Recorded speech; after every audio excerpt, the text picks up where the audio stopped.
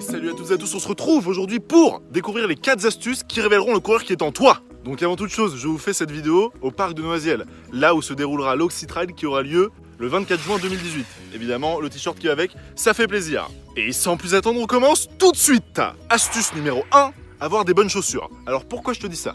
Il y a des personnes qui se ramènent dans des courses avec des chaussures plates. Déjà, je ne comprends pas la nature du projet. Tu as besoin d'un amortisseur dans tes chaussures afin de limiter les chocs que recevra ton squelette. Et oui, évidemment, on n'en a qu'un, il faut le préserver. Donc on va y avoir un bon amortisseur, on veut des chaussures de course, on ne veut pas des talons, on ne veut pas des chaussures plates, on ne veut pas des chaussons, on veut des chaussures qui te permettent de tenir toute la course sans avoir des douleurs aux pieds. Et je te conseille évidemment de tester cette paire de chaussures avant de la mettre pour la course. Si tu te ramènes avec une nouvelle paire de chaussures et que tu ne l'as jamais utilisée et qu'elle ne te convient pas, tu fais comment le jour J? Comment tu fais? Astuce numéro 2, on pense à respirer. Alors pourquoi il faut respirer? Pour renouveler l'oxygène.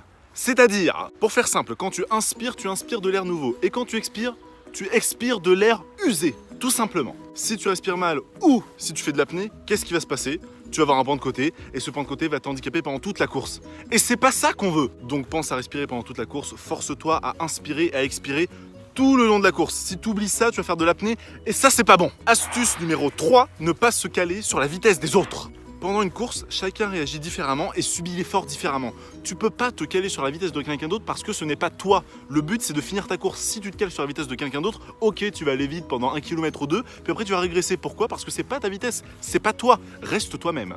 Tu n'as pas le même cardio que ton concurrent, pas la même taille, pas la même foulée, pas la même stratégie. Ça se trouve, il veut courir vite au début et puis après ralentir. Et toi, tu veux faire l'inverse. Donc forcément, ça va pas le faire. Donc réfléchis bien et pense à ta foulée à toi et pas à celle des autres. Astuce numéro 4, faire une séance de cardio 3 fois par semaine. Si t'es encore sur ton canapé en train de regarder Netflix alors que l'Oxytrail c'est dans 3 semaines, je te conseille vivement de mettre ta paire de baskets. Tu vas essayer de courir 30 à 40 minutes 3 fois par semaine.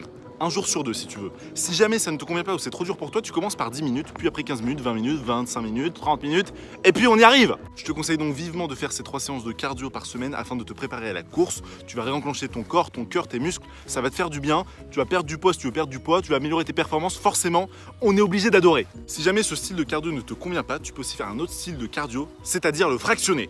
Qu'est-ce que c'est? Tu vas faire 2 minutes à allure tranquille et puis après tu vas faire 20 secondes de sprint. Et tu reprends 2 minutes tranquille et 20 secondes de sprint. Et tu fais ça jusqu'à la fatigue.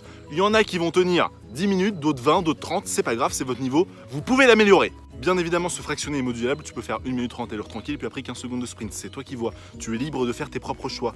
Et forcément, à force de faire du fractionné, tu vas améliorer tes performances. C'est ça qu'on veut.